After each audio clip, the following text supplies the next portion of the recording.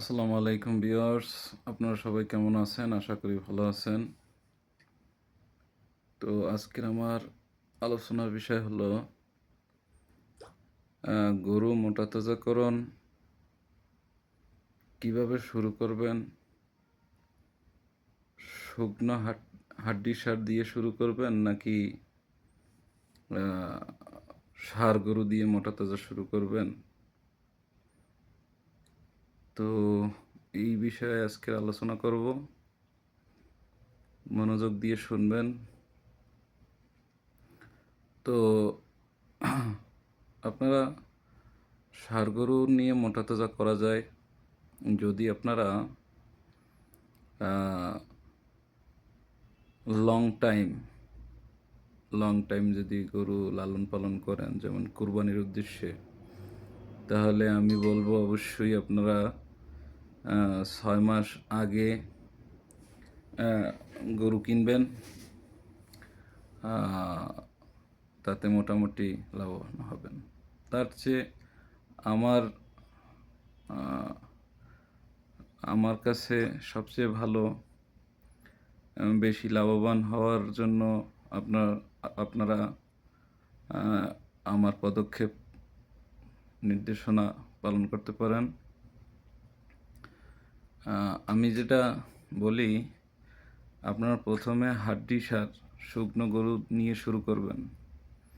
কারণ শুকনো গরু নিয়ে যদি মোটা তাজা করার পরিকল্পনা করেন, তাহলে অল্পতে আপনারা আহ, আহ, বেশ লাভবান হতে পারবেন এবং অল্পতে আপনার খামার গ্রো করতে পারবেন। তো আপনারা কিভাবে গরু কিনবেন, আমার একাধিক ভিডিও আছে। শুকনা এবং আপনার রিজেক্টেড গরু এইগুলো কিনবেন। কেনার পরে আপনারা সেইগুলো লাভবান করতে পারবেন ভালো। মাত্র 40 দিন, 50 দিন, 60 দিন এর ভিতরে আপনারা গরু বিক্রি করতে পারবেন। তো আশা করি বুঝতে পারছেন। আমি বারবার বলি, গরু লম্বা এবং উঁচা দেখে কিনবেন।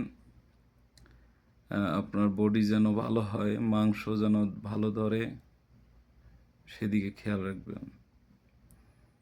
তো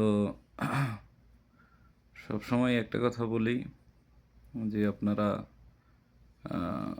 কৃমিনাশক করবেন, কৃমিনাশক কমপ্লিট করবেন। না করলে আপনারা কখনোই লাভবান হতে পারবেন না। কারণ আপনি খাওয়াবেন কিন্তু মোটা হবে না, তাহলে খরচা করে কী লাভ?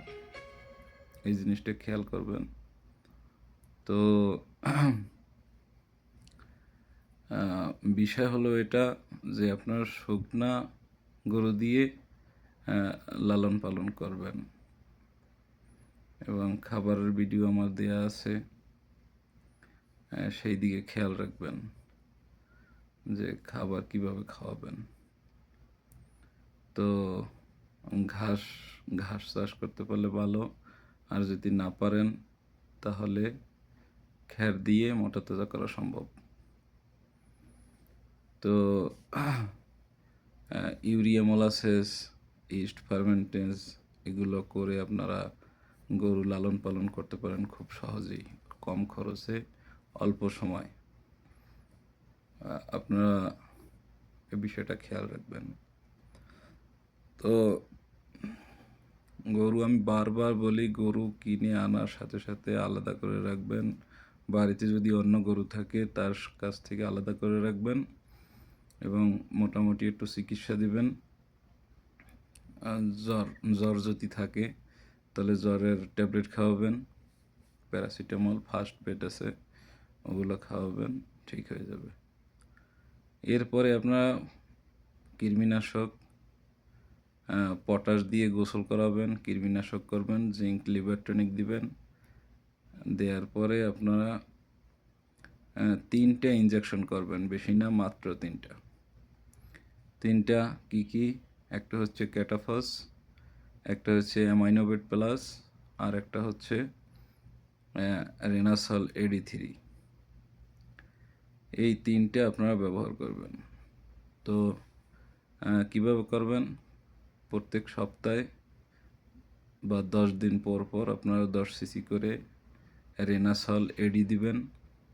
মাত্র 3 ডোজ দিলেই যথেষ্ট। আর 1 সপ্তাহ পর পর আপনারা অ্যামাইনোভেট প্লাস দিবেন। আবার 1 সপ্তাহ পর পর আপনারা ক্যাটাফস দিবেন। তো এমনভাবে দিবেন যেন একটার সাথে একটা না হয়। যেমন আজকে দিলেন, আপনারা যদি আজকে দেন ক্যাটাফস, এর 3 দিন পর দিবেন অ্যামাইনোভেট প্লাস, আবার ওর থেকে 3 দিন পর দেবেন ক্যাটাফস। এইভাবে আপনারা দিবেন 3 থেকে 4 ডোজ। 4 ডোজ দিলেই যথেষ্ট। আর রেনাসল এডি 10 দিন পর পর দিবেন। তাহলে দেখবেন কোনোটার সাথে কোনোটা একসঙ্গে পড়বে না। এই জিনিসটা মাথায় রাখবেন। এবং খাবারের ভিডিও আমার দেয়া আছে এবং আবার দিব আশা করি। তো এইভাবে আপনারা খাওয়াবেন। তো সবসময় একটা জিনিস খেয়াল করবেন, শুকনো হাড্ডি সার গরু নিয়ে শুরু করবেন, আপনারা খুব লাভবান হবেন। যদি সাথে বাছুর থাকে তাহলে আরও ভালো। তো আজকের ভিডিও এই পর্যন্ত।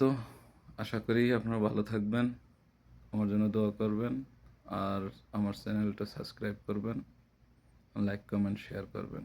কমেন্টে জানাবেন কোনো কিছু জানার ইচ্ছা থাকলে, আমি সেই বিষয়ে ভিডিও করার চেষ্টা করব। তো আজ এই পর্যন্ত, সবাই ভালো থাকেন। আল্লাহ হাফেজ।